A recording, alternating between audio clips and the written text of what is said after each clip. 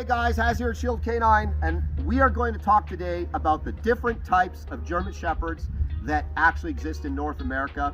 There's a lot of misinformation out there about different kinds of German Shepherds. There's a lot of breeders using fake terminology to try to market their dogs and make stuff up like the King Shepherd or the Panda Shepherd. Everybody's trying to stand out by making stuff up about their dogs, and they're trying to sell you on a gimmick. But there are really just three types of German Shepherd. So I'm going to talk about them and really talk a little bit about the qualities and maybe some of the detriments of all those dogs. So the three types are the working line German Shepherd, the show line German Shepherd, and the pet line German Shepherd. We're going to start with the working line because that's the type that I breed. I basically pulled 3 dogs out of my kennel. We're going to talk a little bit about what they look like structurally and how they express themselves temperamentally and how that might or might not work for you.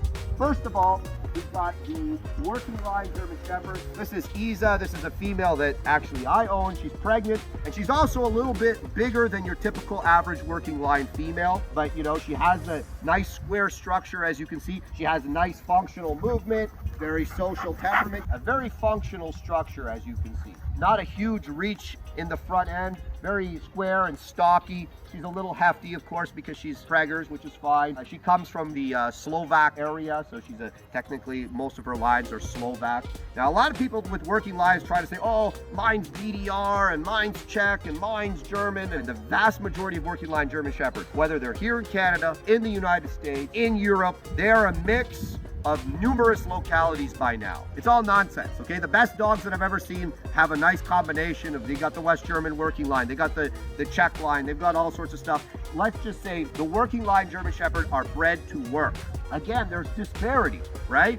So some working lines you'll see are a little bit narrower, they have more reach, kind of like your traditional show line. Some of them are a little bit more stocky. I personally like the nice, stocky, well-built, very functional body composition in the working lines, because that lends itself, in my opinion, to a more functional and athletic dog.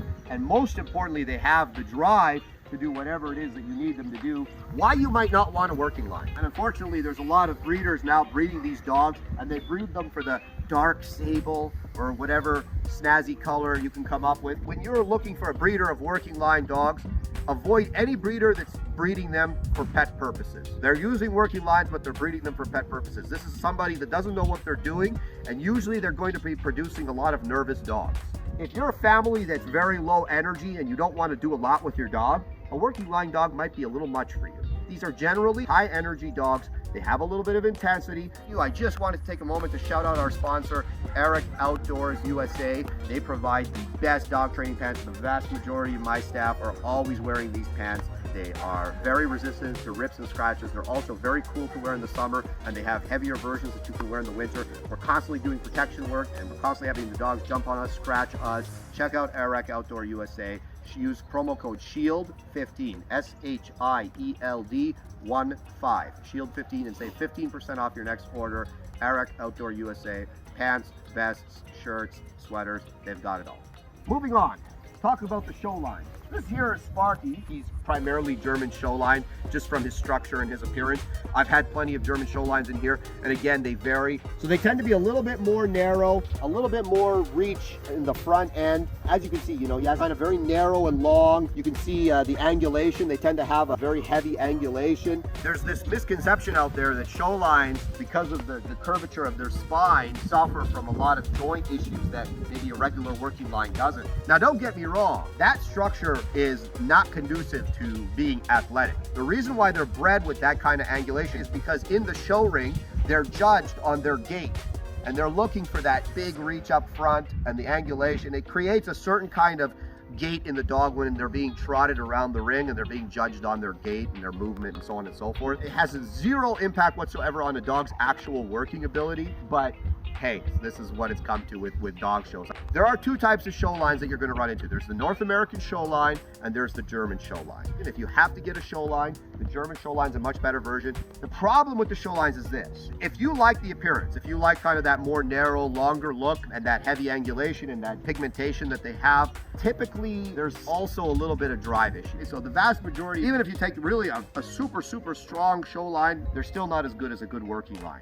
They tend to be a little bit lower energy. Like I said, they have that specific appearance, and for some people, the show line is a good compromise if you're looking for a German Shepherd. Again, be careful. I've seen a lot of them that have dog reactivity. I see a lot of dog reactivity in the show line. Again, it's something that can be generally easily trained out of them if you know what you're doing, but it's something to keep in mind, definitely more so than the working line. Now, American show lines. This is as close to the American show line that I have in the kennel right now. This is typically what they look like. You see the pigmentation's a little more washed out. They tend to be very fine-boned dogs. They also tend to be very nervous dogs. But just keep in mind that if you're going to get a show line, do not get American show line. Temperament's terrible. Their physical structure, very fine-boned. They're just so poorly bred. So just to wrap it up on show lines, German show line might be a nice compromise for someone that's not looking for all the energy and intensity of a working line dog. I have this dog out here as well as a representation of the pet line. Now the pet line is what the vast majority of people have, and I call pet line anything that hasn't been bred for any specific purpose. Usually there's some show line in there, and then there's the farm dog down the road in there. These dogs can range anywhere from having a good temperament to a horrendous temperament. Avoid any blues, avoid any livers. These all tend to be dogs that have health issues and temperament issues. I know, I got a blue German Shepherd, he's the best. Okay, all right. Keep doing it. But regardless, pet line German Shepherds fall into pretty much most of the dogs that we get in here are pet line German Shepherds. And like I said, you get some fantastic temperaments. If you're getting a dog and you're going to spend the next 12 years with it, be careful, okay? If you are going to get a pet line dog, make sure you meet the parents at the very minimum, and please don't pay big money for them. So I really hope that this does help you. Generally, you know, especially in this day and age, if you want to get a high quality show line, you're paying a lot of money. The German show lines are not cheap, as they shouldn't be. Working line dogs, nowadays the price is coming up, as I think it should. In my opinion, these are the most valuable dogs and the only dogs that really should be bred, because they really represent the breed very well. For all intents and purposes, working line German Shepherds and show line German Shepherds are two separate breeds. They have a different body composition, they have different character traits, basically two different breeds. The working lines nowadays, again, you're paying good money for them, but generally not as much as the show lines. And then lastly, the pet lines, they can be anything from outrageous in price to a couple $100 on your local classifieds. The price with the pet line dogs has absolutely no bearing on the actual quality of the dog. You have to go there, and as always, avoid dogs that are fearful. You want happy, social, confident, outgoing. It's going to make your life a lot easier than a quivering wreck that you have to try and coddle through life in order to, you know, have any kind of reasonable existence. In terms of joint and health issues, just real quick, pet lines, we can't even comment on it. I'm sure it's terrible. I see them all the time. Within the working line, there's 100 subcategories. So some of those lines are good, and some of those lines are known to carry elbow issues or spinal issues or whatever else. People see often the over-exaggerated look of the show line and they assume that they have poorer health. I actually haven't seen there to be an enormous difference between the two. For how much people talk about hip and elbow dysplasia, it's actually still fairly uncommon in the working lines today, or the quality working lines I should say, but it does happen for sure from time to time. And there's a vast difference between a dog that doesn't have joints that are good for breeding and a dog that can't live a good high quality life. There's plenty of dogs that their joints won't certify for breeding, but there's like nothing physically wrong with the dog in the context of just living. He can live and he can be active, he can be happy, he'll be fine. So these are the three types of German Shepherd. From my perspective, I don't add any more categories really, because in my opinion, it's unnecessary. Thank you for watching. Like, subscribe, comment below if you agree. If you disagree, it's all good. Put your comment down below. Thank you for watching.